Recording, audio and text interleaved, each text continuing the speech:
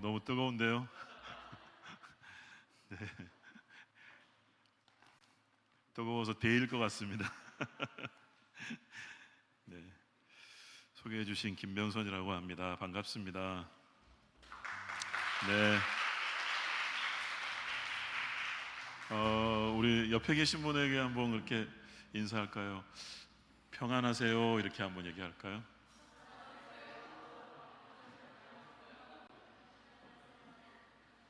샬롬 한 번 더 얘기할까요? 샬롬. 하나님의 이 평안이 여러분의 심령 안에 임하는 이 저녁 되기를 축복합니다. 오늘 말씀 제목을 견고한 정체성이라고 잡았습니다. 견고한 정체성, 흔들리지 않는, 요동하지 않는, 뭔가에 깊이 닻을 내려서 그걸 기반으로 거기를 의지하고 있기 때문에 이 험난한, 정말 이 격동하고 거센 풍파가 있는 듯한 이 세상, 유혹이 있고 도전이 있고 시련이 있고 여러 가지 것들이 있지만 그것을 항해해가는 믿음의 자녀들은 흔들리지 않는 거죠. 그러니까 자기가 강해서가 아니라 이렇게 깊이 닻을 내리고 있는 그 정체성의 기반 때문에 그런 것입니다. 그것에 다시 한번 이 저녁에 눈을 열어주시는 은혜가 있기를 축복합니다. 같이 본문 말씀 같이 읽도록 하겠습니다. 베드로전서 1장 1절에서 2절 같이 한 목소리로 읽겠습니다. 시작.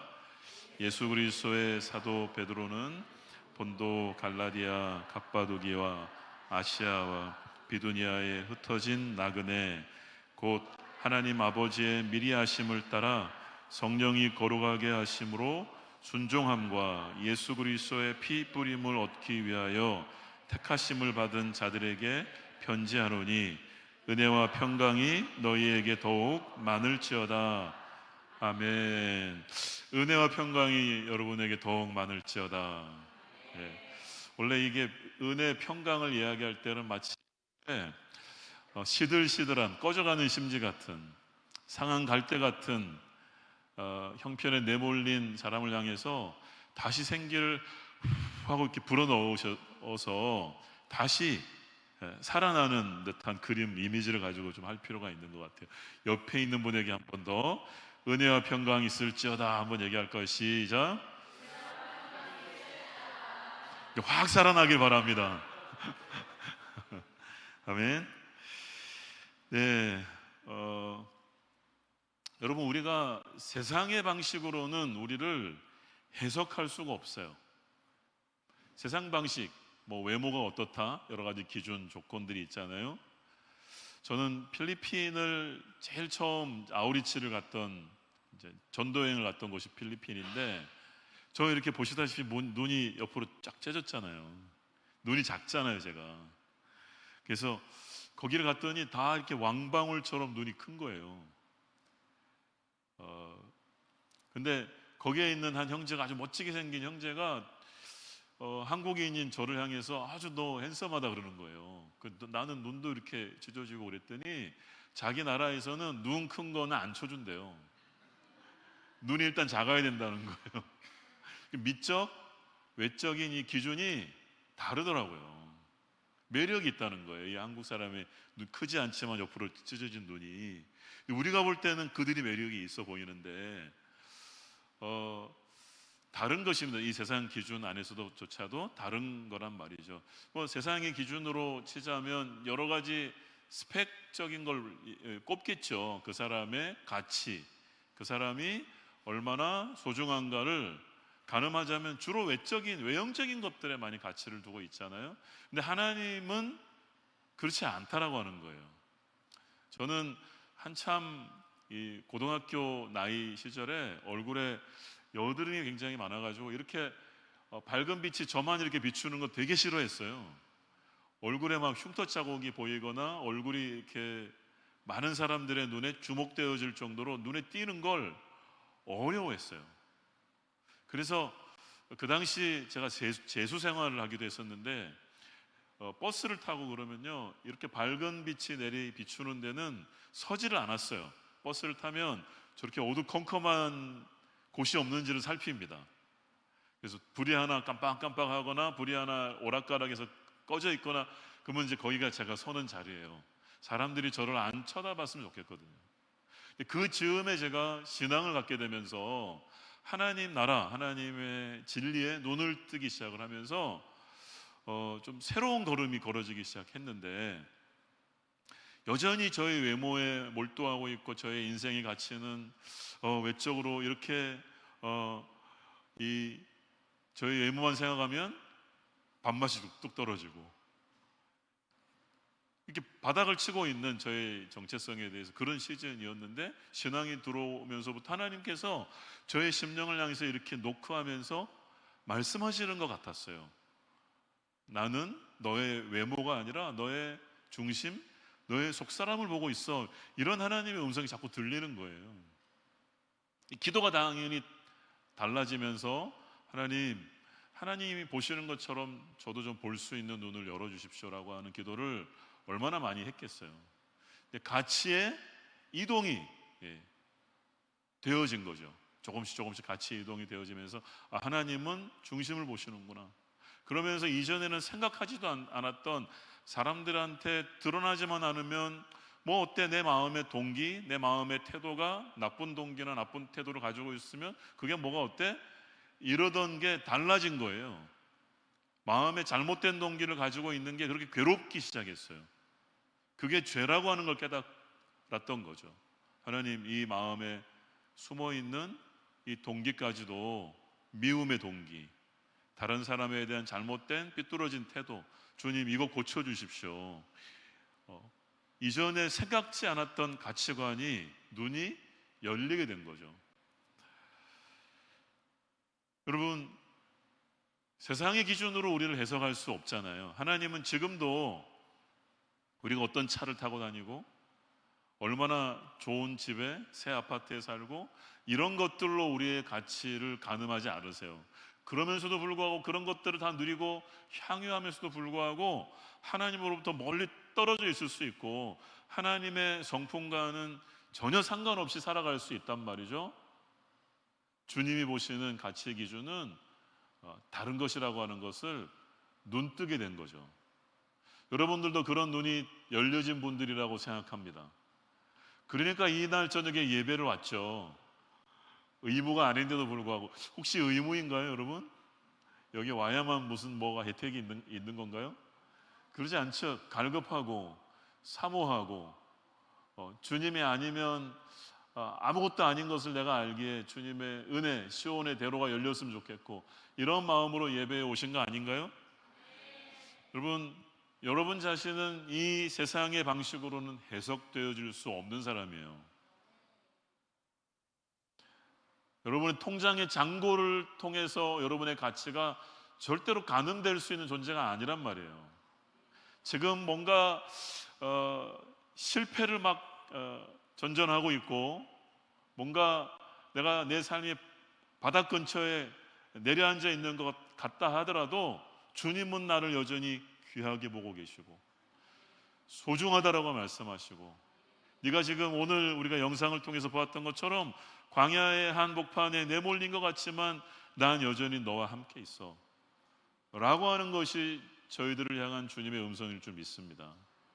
여러분, 이렇게 동일하게 수천 년 전에 살았던 이 베드로가 서신을 쓰고 있는 이 독자들, 그들은 이 소아시아 여러 지역 안에 흩어져 있는 나그네라고 그들을 표현하고 있습니다.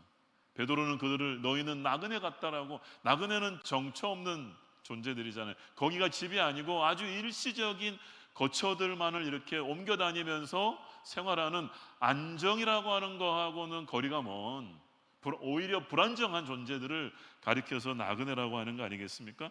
근데 성도들을 향해서, 하나님의 백성들, 자녀들을 향해서 너희는 나그네 같다라고 얘기를 한다는 거예요. 그리고 이 2절의 마지막 부분 안에 그 나그네에게 절실하게 가장 필요한 것이 있다면 은혜이고 평강인데, 우리가 신앙을 시작하면서 받았던 은혜, 한때 누렸던 평강이 아니라 지속적으로 세상 끝날까지 하나님의 나라에 입성하는 그 순간까지 너희들에게 절실하게 필요한 복은 다른 어떤 복이 아니라 은혜이고 평강이라고 얘기하는 거예요. 여러분, 그거 없이는 우리 못 살아요. 오늘 이곳에 예배드리면서 뭔가 가슴을 뭉클하게 하면서 따뜻하게 내 심령을 만지고 터치해서 내 심령 안으로 들어오시는 주님을 맛보셨습니까? 내 영혼을 오르만지시는 그분. 은혜로 사는 거죠, 우리가. 다시 여러 가지 말들로 인해서, 이 세상살이로 인해서 여러 가지 마음이 찢기고 상하고 손상되어 있는 우리의 이 심령이 그분의 은혜가 오늘 밖에서 내리는 비처럼, 단비처럼 내 심령 안에 젖어들고 스며들 때 다시 소생되어지는 거예요. 다시 살아나는 거예요. 그래서 살아야 할, 섬겨야 할, 사명을 감당해야 할 마음의 동기와 부르심과 목적이 다시 새롭게 되어지는, 여러분, 그는 은혜가 여러분들 안에 계속해서 있기를 축복합니다. 여러분, 우리를 나그네라고 말합니다. 세상 속에서, 세상의 한복판에서 우리를 주님이 불러내셨어요. 하나님의 백성으로, 하나님의 교회로 우리를 불러내셔서 너의 영원한 본향이, 너희가 모든 믿음의 경주 끝에 가야 할 그 본향이 있단다라고 말씀하시면서, 여기는 너희 집이 아니야 라고 말씀하시면서, 여기는 더도 말고 덜도 말고 나그네처럼 살라고, 그게 너의 정체성에 합당한 모습이라고 주님이 말씀하시는 것입니다. 어느 날 TV 다큐를 보다가 알타이족의 일상을 본 적이 있어요.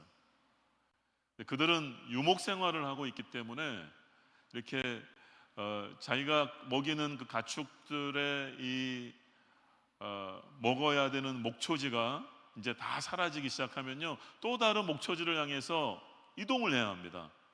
뭔가를 놔두고 이동하는 게 아니라 모든 짐을 싸가지고 가족 전체가 모든 소유물인 가축들을 이끌고는 새로운 목초지를 향해서 이동을 해야 돼요. 그래서 그들이 정착되어 있는 그곳에서는 식수, 그러면 그 추운 그 계절을 많이 통과하기 때문에 인근의 시냇물, 강이 있는 곳에 가서 얼음을 깨가지고요, 그걸 이 미역가에 같은 데다가, 수레 같은 데다가 싣고 와가지고는 그걸 하나씩 깨트리고 녹여가지고 식수를 사용을 해요.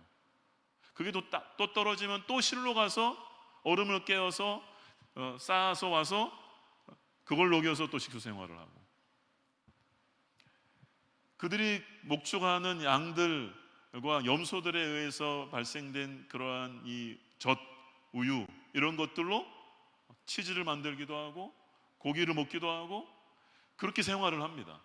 그러다가 이제 모든 목초지의 풀들이 다 사라질 즈음에 새로운 곳을 향해 떠나는데, 짐을 이제 싸야 되잖아요. 여러 널려놨던 이 장막들도 거두고, 장막의 뼈대도 철수를 시키고, 수레에다가 싣고, 모든 짐들, 모든 행장들을 다시 이동하기 편리하게 꾸려서는 이동을 시작을 해야 되는데, 그렇게 이동하기 위해서 시작하면서 짐을 딱 출발하기까지의 얼마만큼의 시간이 걸리는가를 봤어요. 얼마의 시간이 걸릴까요? 한 하루 종일 걸려야 짐을 다 쌀 수 있을까요? 그러면 꽤나 짐이 많을 거예요. 정확하게 30분이 걸립니다. 30분 만에 그 모든 짐을 다 싸서 이제 출발을 시작을 하는 거예요.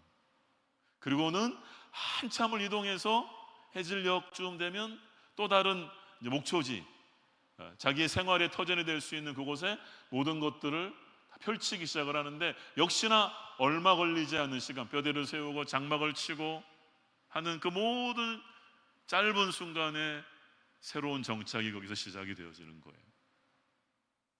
여러분, 그 다큐를 보면서 저는 그렇게 큰 집에 살고 있진 않아요. 되게 작은 집, 그리고 뭐 TV도 집에 없고요. 시당초 TV나 뭐 TV 시청 이걸 잘 안 하기로 이제 결정을 했기 때문에, 그럼에도 불구하고 사역자 생활을 몇십 년 하는 동안요, 저희 집에 제일 많은 것 중에 몇 가지가 있는데, 그 중에 하나가 가방입니다. 많이 이동을 하기 때문에 가방은 뭐 18인치도 있고 20인치도 있고 23인치도 있고 25인치, 26인치도 있고, 참 가방이 많이 있습니다. 오늘도 제가 사는 데서, 저는 부산에서 살아요. 부산에서 매주 이렇게 왔다 갔다 하는데, 이제 이런 2박이나 3박에 맞는 걸맞는 한 18인치를 끌고 올라왔어요. 늘 가방을 끌고 다니는 게 일입니다. 얼마 전에는 가방이 바퀴가 파손되어져서 새롭게 18인치, 16인치, 18인치 되는 가방을 또 바꾸기도 했어요. 오래 썼죠. 그런 생활을 했음에도 불구하고 그런 생각이 드는 거예요. 내가 가진 게 너무 많구나.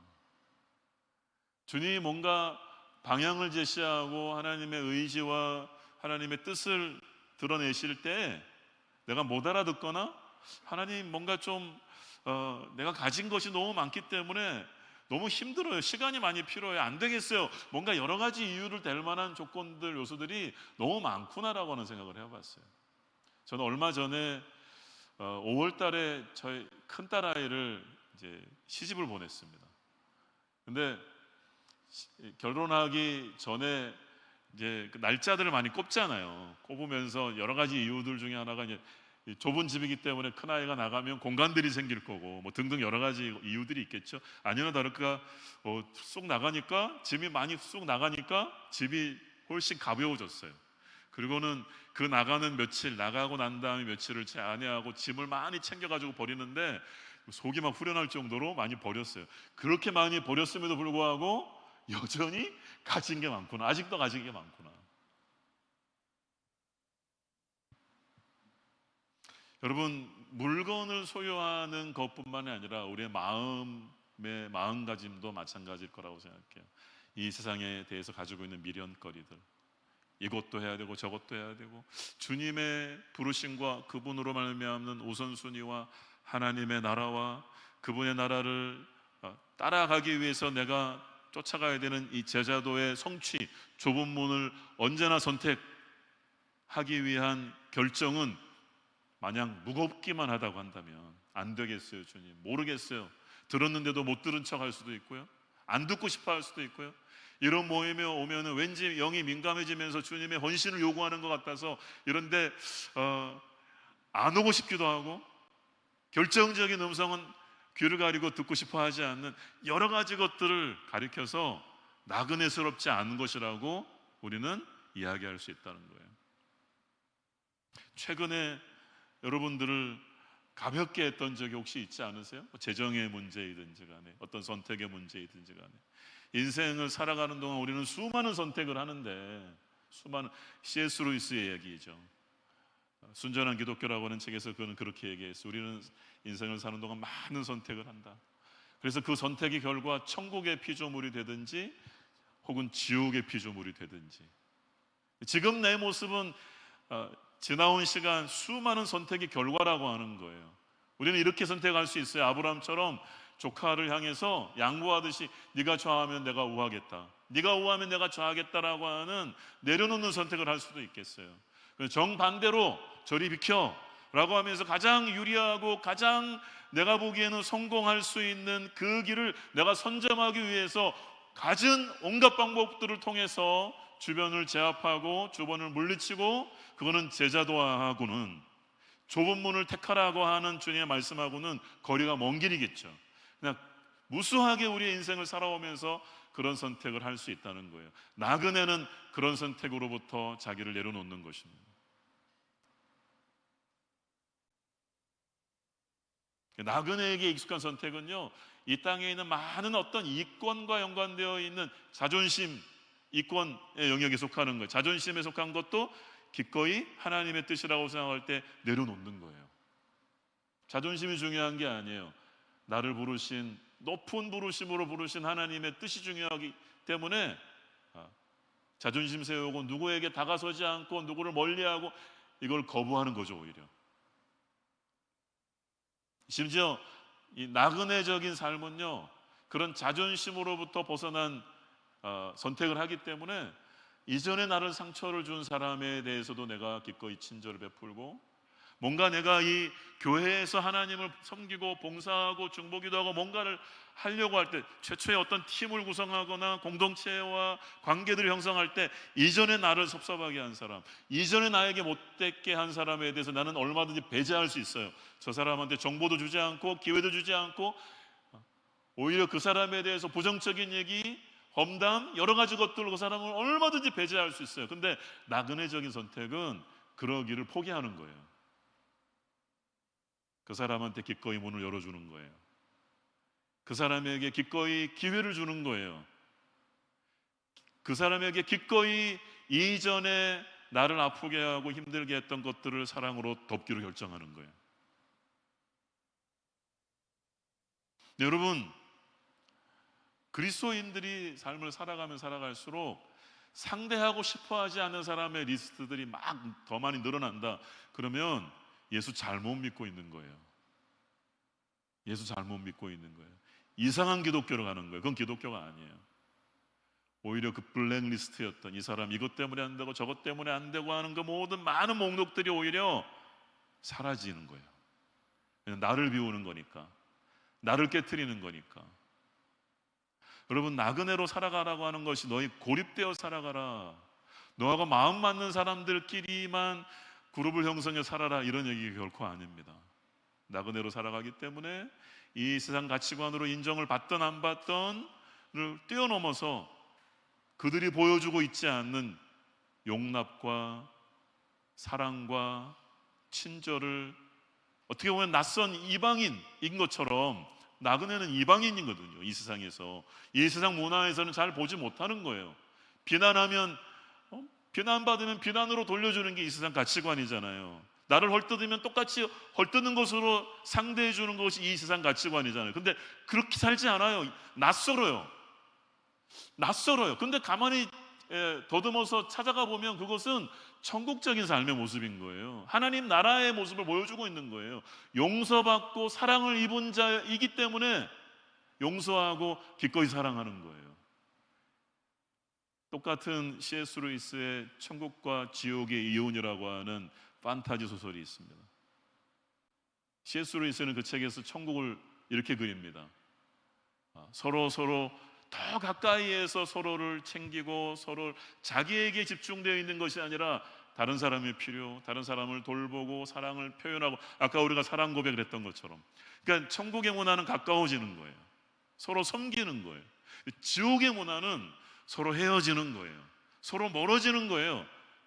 그래서 이 C.S. 루이스가 이 지옥을 그릴 때 지옥 사람들은요, 계속해서 가방 싸고 짐 싸서 서로 결별하는 겁니다. 그래서 지옥은 끝없이 확장되어 갑니다. 모이기만 하면 다투거든요. 모이기만 하면 험담하고 가치관의 충돌 속에서 서로를 수용하고 품어낼 수 없기 때문에 깨어지고, 이게 브로큰 되어지니까 자꾸 결별하고 헤어지는 거예요. 여러분, 그것으로 가득 차 있는 이 세상의 한복판에서 세상 사람들이 볼 때 저 사람은 좀 이상한 사람 같아, 다른 문화를 써내려가는 사람 같아. 그게 누구겠어요? 십자가를 통해서 하나님의 사랑을 우리 가운데 보여주었던 낯선 유대인조차도, 그 당시 헬라인조차도, 많은 이방인들조차도 십자가를 가리켜서 어리석다라고 얘기한, 죄를 위해서 희생한 그 예수 그리스도의 십자가를 어리석다라고 얘기했단 말이에요. 그건 하나님의 사랑인데, 그 속에서 많은 사람들을 구원하기 위한, 그들의 죄를 대속하기 위한 하나님의 지혜이고 하나님의 모략이고 하나님의 능력인데, 그것을 알아볼 수 없는 세상.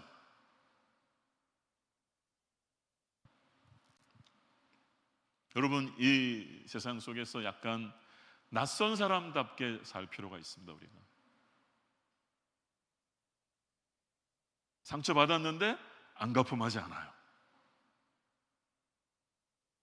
어려움을 겪었는데 그들을 용서해요. 여러분, 그것이 교회를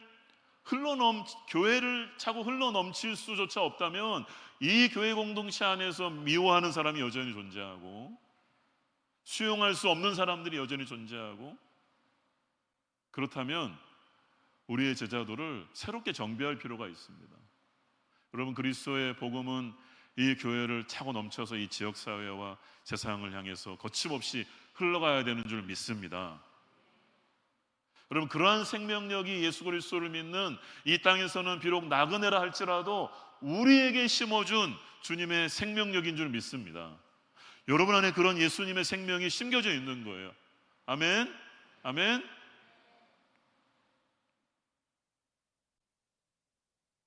한번 우리가 우리 자신의 라이프 스타일을 한번 전체적으로 점검해 볼 필요가 있는 거예요. 나는 나그네스러운가? 주님 분명히 성경 여러 군데서 너희는 나그네다, 너희는 거류민이다라고 하는 표현들, 임시거처, 이곳에는 너의 임시거처야. 여전히 나의 비전, 나의 이 모든 계획과 생각과 열정을 몰두해서 추구하고 쟁취하고 싶은 것은 이 땅에 더 넓은 평수의 집, 더 좋은 안락하고 안정되고 평안한 공간, 그거는 하나님의 나라를 거리를 두고 살아가는 삶의 모습인 거예요. 여러분, 이 땅에서 우리가 누릴 수 없다는 얘기가 아닙니다. 그것을 추구하는 것이 우리의 에너지의 모든 것이라고 한다면 병든 그리스도인입니다. 올바른 그리스도인이 아니라고 하는 거예요. 우리의 추구는, 나그네가 갖는 가장 강력한 추구는 하나님의 나라인 줄 믿습니다. 그 나라가 완성되어지기까지, 그 나라가 이 땅에 완전히 임하기까지 내가 할 수 있는 모든 것을 하고자 하는 그 열정, 그것이 있어야 된다는 거죠. 그래서 이 땅을 살아가는 동안 여러분, 당연히 모든 사람은 좋은 차를 타고 싶거나 안락한 환경, 편안한 편리 추구하고 싶은 마음이 있죠. 근데요, 여러분, 적절히 하셔야 합니다. 적당히 하셔야 합니다. 스스로에게도 일침을 주고 경고를 날릴 필요가 있는 거예요. 너 좀 누구야, 명선아, 너 적당히 해. 그 정도면 충분해.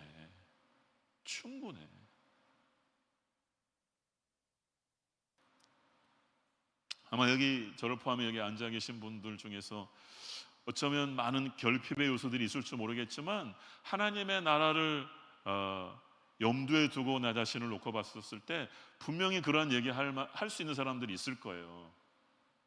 충분하다. 이 정도면 충분하다. 여러분, 그것도 못 누리는 사람이 세상 전체를, 이 70억의 인구를 놓고 봤을 때 너무너무 많아요. 어마어마하게 많아요. 그리스도인들은요, 강요에 의해서가 아니라 스스로 자발적으로 선택해서 내가 이 정도면 됐습니다, 주님 라고 하나님 앞에 결정하고 선택할 수 있어야 되는 줄 믿습니다. 여러분, 경제적인 수준을 너무 많이 끌어올리는데 너무 집착하지 마십시오. 그러느라고 하나님의 나라를 위한 모든 내가 감당해야 되는, 쏟아내야 되는 에너지가 손상을 입는 거예요. 빼앗기는 거예요. 열정도식으로.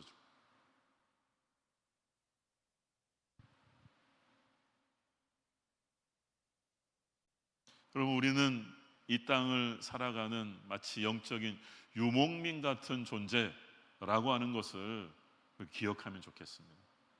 감사한 건 우리 이 족장시대의 믿음의 선조들은 다 유목민들이지 않았습니까? 네, 뭔가 좀 안정될 것만 같으면 하나님께서 이동을 시킵니다. 이스라엘 광야의 40년여 정도 그것을 깊이 그들이 터득해야만 했단 말이죠. 안정할 만한 것 같으면 주님이 이제 가자, 얘들아, 여기가 너의 본향이 아니야, 너의 영원한 초소, 영원한 안식의 땅이 있단다, 함께 가자 라고 주님이 그렇게 구름 기둥을 통해서, 불 기둥을 통해서 그들을 인솔하셨단 말이죠. 여러분, 지금 비교적 안정된 환경과 상태에 놓여 있다 하더라도요, 그리스도인들은 끊임없이 좀 개방된 생각을 가지고 생각해 볼 필요가 있어요. 만약에 직장을 다니고 있는 분들이라고 한다면 나의 노년의 은퇴 이후의 삶을 혹시나 주님이 나를 선교사로 보낸다고 한다면, 타문화권에 보내서 거기에서 대단한 거라는 것이 아니라 그 문화 안에 들어가 살면서 우리나라보다 복음을 더 많이 듣지 못하고 있는 많은 사람들에게 복음을 전할 기회를 나를 통해서 주님 그들에게 제공할 수 있다고 한다면, 하나님의 선교가 이 모든 세상 가운데에서 더 힘있게 진행되어질 수 있도록 나의 이 작은 은사와 작은 이 시간과 자원들을 하나님 앞에 드릴 수만 있다고 한다면, 나는 절대로 안 돼, 나는 그런 길을 갈 수 없어, 이렇게 굳게 맹세하고 닫아버리는 것이 아니라 좀 열어놓으시면 어떨까요? 그리고 좀 이렇게 많은 시간들을 월급을 받으면서 경제활동을 해왔다면 이제는 그것으로도 좀 벗어나서 나의 재능을 어떻게 한번 좀 이렇게 하나님 나라를 위해서, 그리스도 몸을 위해서 더 레디컬하게 기부해보고 기여해보고 섬겨볼까?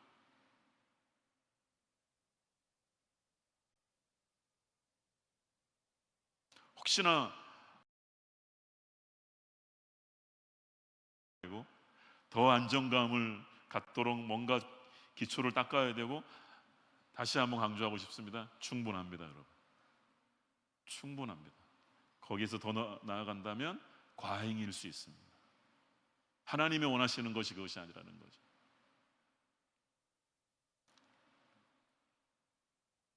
여러분, 왜 나그네인가? 바로 우리의 부르심과 연관이 되어 있습니다. 성령께서 이 본문의 2절 말씀을 다시 한번 좀 볼까요? 2절 한 번 더 같이 읽겠습니다. 시작. 곧 하나님 미리 하심을 따라 성령의 거룩하게 하심으로 순종과 예수 그리스도의 피 뿌림을 얻기 위하여 택하심을 받은 자들에게 편지하노니 은혜와 평강이. 성령의 거룩히 하심으로 라고 말합니다.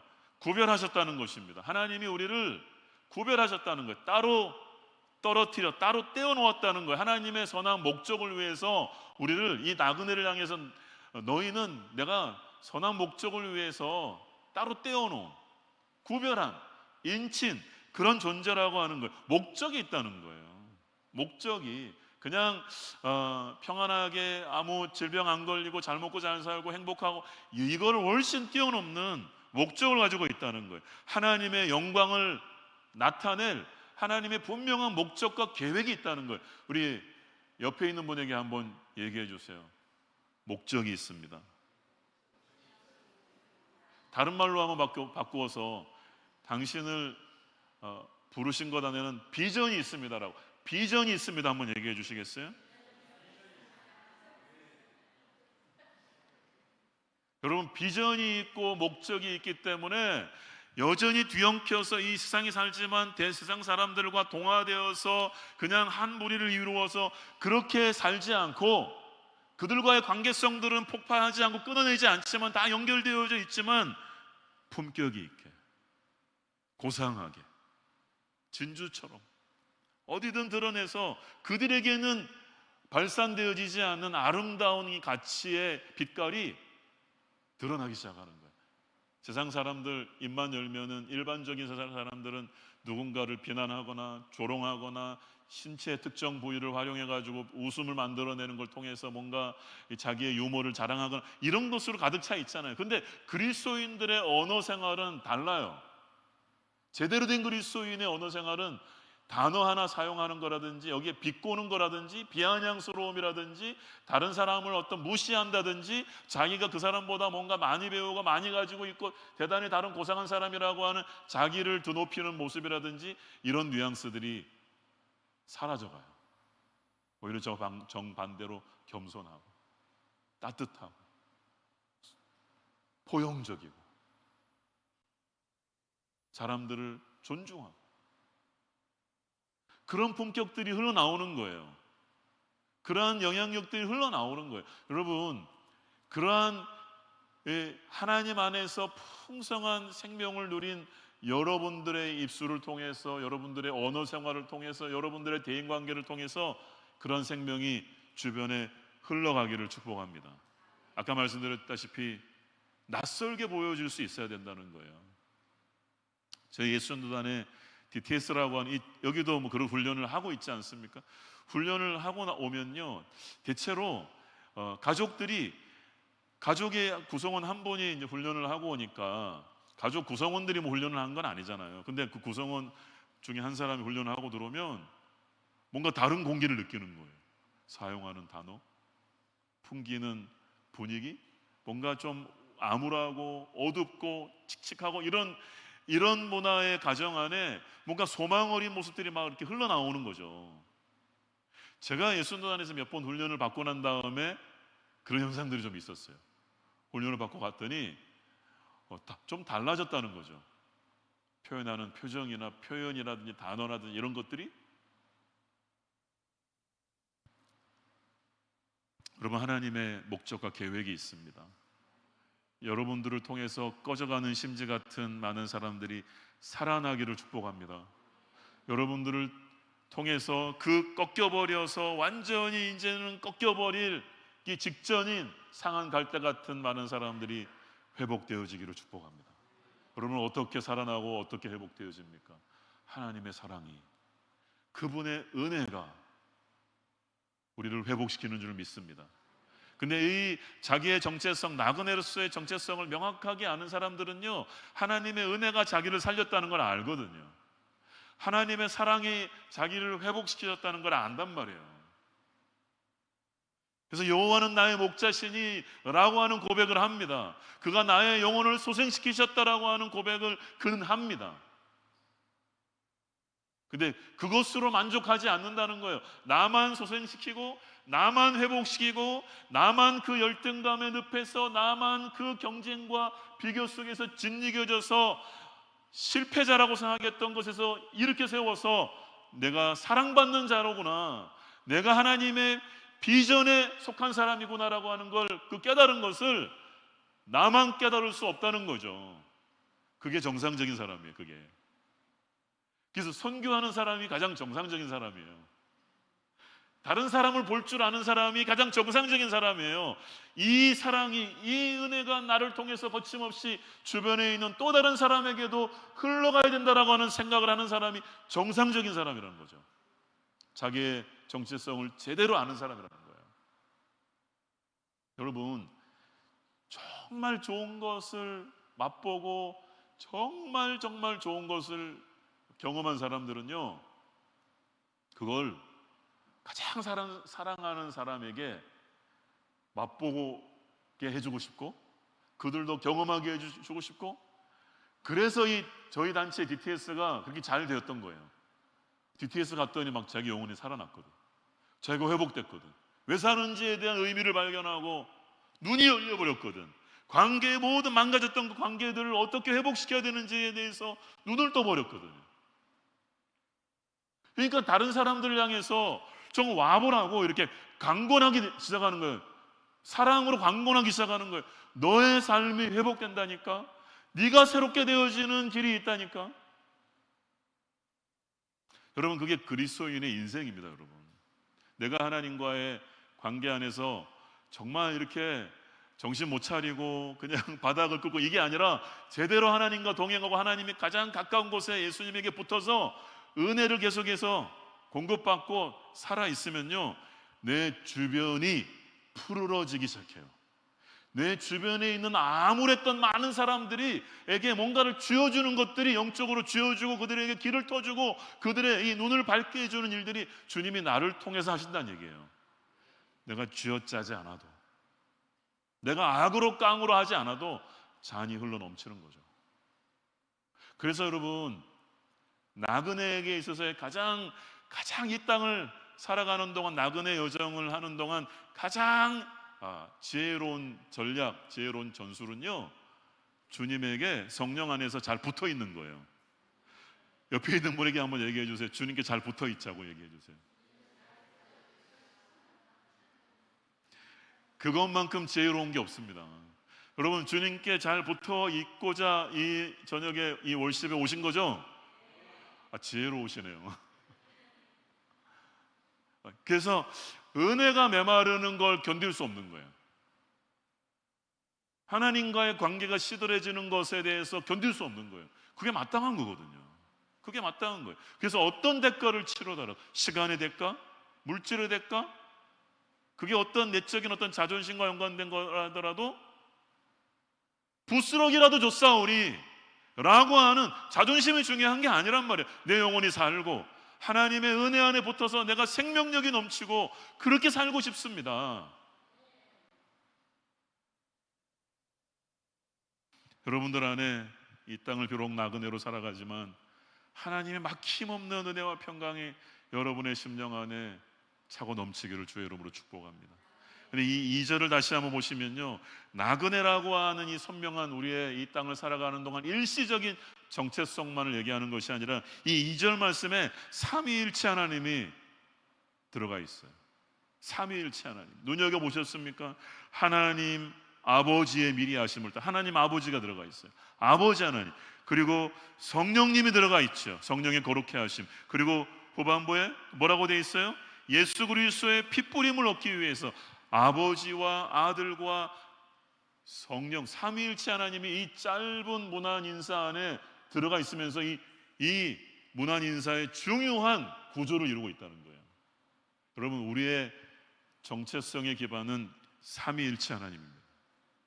근데 너희가 나그네인데, 베드로는 우리 성도의 정체성의 핵심적인 기반인 삼위일체 하나님을 다 언급하고 있다는 거예요. 너희가 누구인지 알아? 첫째로 이렇게 얘기하는 거예요. 너희가 누구인지 알아? 너희가 이 땅을 나그네로 살아가지만 너희는 하나님 아버지의 미리 하심을 따라서 그분의 선택하시고 그분의 예정하심을 따라서 선한 목적과 비전을 따라서 너를 이 땅에 보낸 하나님 아버지로 말미암는 사람이야. 그럼 다시 한번 생각해 보세요. 하나님 성부와 성자와 성령을 얘기할 때 성부 하나님, 아버지 하나님을 이야기할 때 우리를 가리켜서 이렇게 얘기해요. 우리는 하나님의 형상으로 지음받은 자라고 얘기를 해요. 여러분 누구라고요? 하나님 형상. 여러분 하나님을 아버지라고 부르는 순간 여러분들의 영혼을 자극해서 꿈틀거리게 만들어야 되는 게 그거예요. 내가 하나님을 닮은 형상이지. 아버지, 하나님 아버지의 자녀지. 내가 그분의 형상을 가지고 있는 존재지. 이게 번뜩 떠올라야 돼요. 내가 누구라고요? 하나님의 형상. 우리 여기 청소년이 있거나 청년이 있거나 대학생, 뭔가 성적표를 늘 받아내야 되는 사람들이 있다면 그 성적표가 때로는 곤두박질 칠 수 있잖아요. 내가 원하는 대로 안 나올 수 있잖아요. 뭐 탭스라든지 토익 이런 데 떨어지거나 시험 점수가 안 나올 수 있잖아요. 근데 그럴 때마다 자기 자신을 비하하고 그럴 때마다 자기 자신을 실패자로 규정하는 것이 아니라 그런 모든 순간을 뛰어넘어서 너는 변함없이 누구라고요? 하나님의 형상으로. 세상 사람, 세상 가치관에 사로잡혀 살아가는 사람들은요, 그런 성적표들을 받아들일 때 자살 충동을 느낄 수도 있고요, 한없이 자기를 비하시키고 자기의 무능함을 저주하기도 하고요, 자기의 가치를 손상시키고 짓밟은 사단이 그렇게 하는 거죠. 주변에서 사단이 속삭이는 거죠. 너는 쓸모없어, 너는 가치 있지 않아. 여러분, 하나님의 형상은 하나님을 닮은 모습이 우리 가운데 새겨져 있다는 거예요. 그것 때문에 하나님이 하셔야 되는 통치, 하나님이 하셔야 되는 그 다스림을 우리가 대신하기도 하는 거예요. 하나님의 형상이 그렇게 중요한 거예요. 여러분이 이 땅을 살아가는 동안 여러분에게 하나님의 형상으로서 왜 권세가 있다라고 하는 것을 잊지 마시기를 바랍니다. 아멘. 어떤 험난한 도전을 맞닥뜨린다 하더라도 영접하는 자, 곧 그 이름을 믿는 자들에게는 그분의 자녀가 되는 권세를 주셨다고.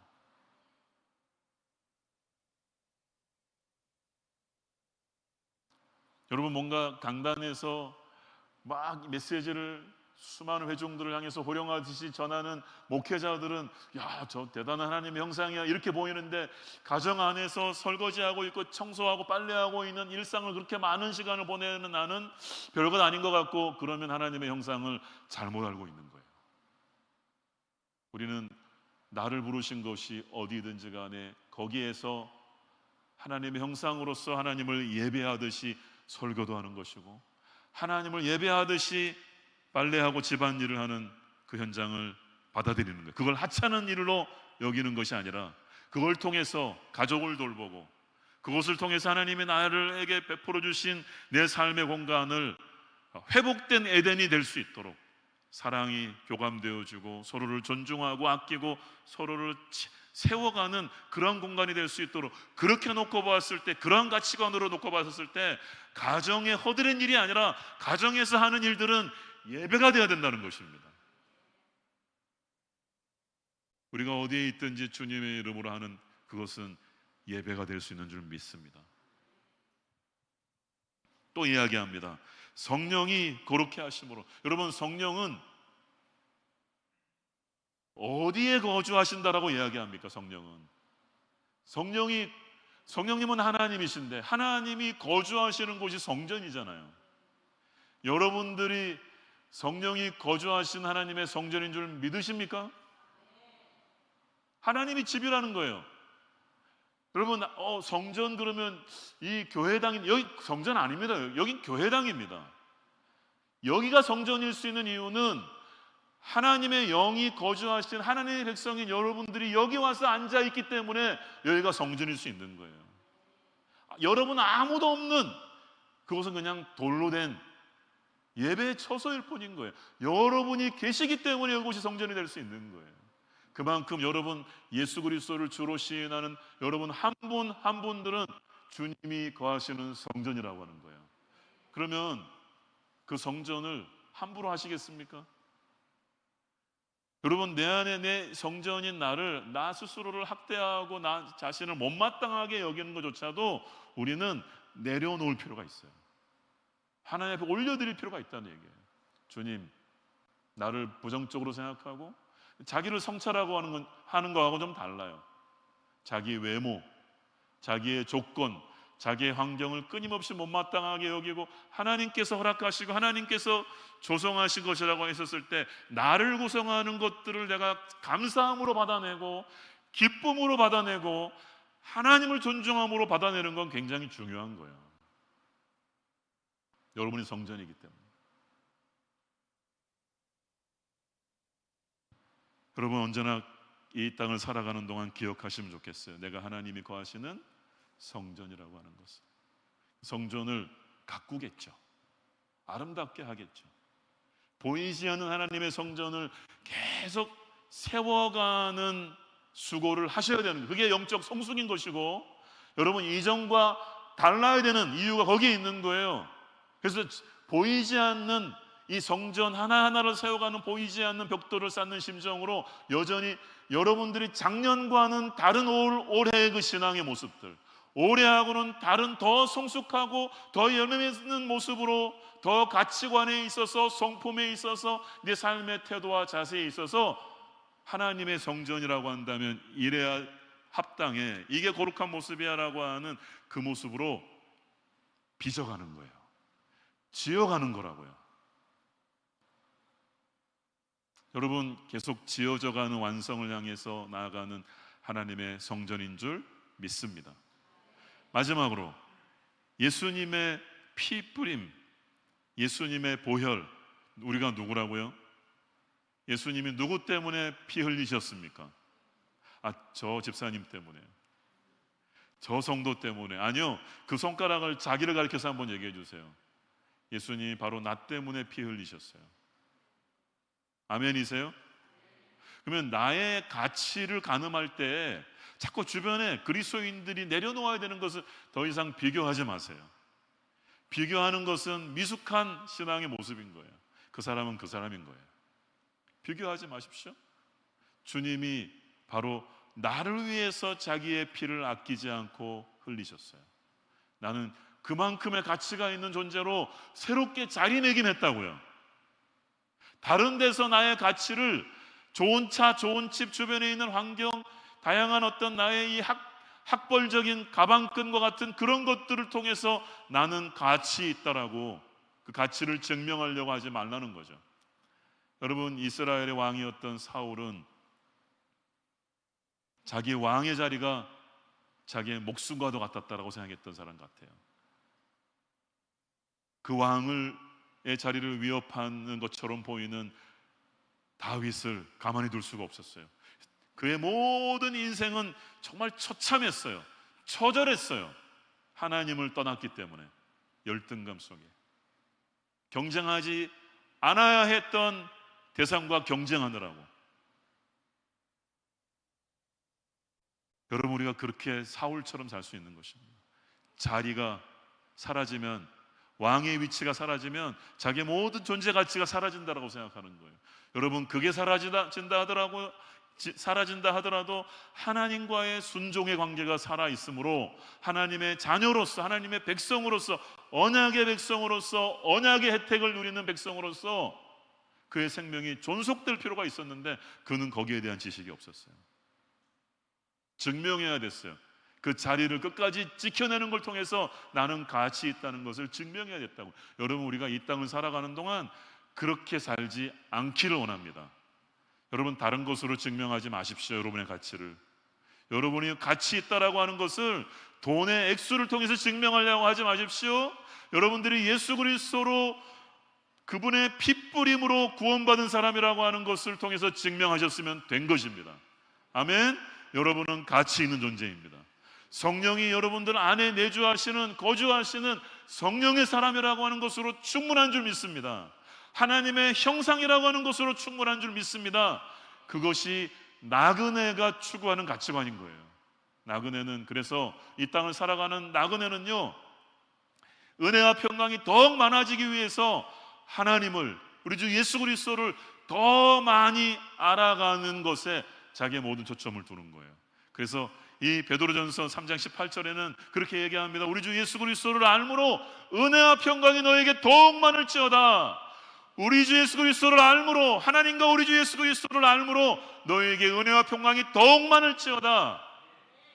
여러분, 이 땅을 살아가는 나그네 된 여러분, 우리가 누구인지를 알고 그 견고한 정체성을 놓치지 말고 이 땅 안에서 승리하는 믿음의 자녀 되기를 주의 이름으로 축복합니다. 같이 기도하겠습니다.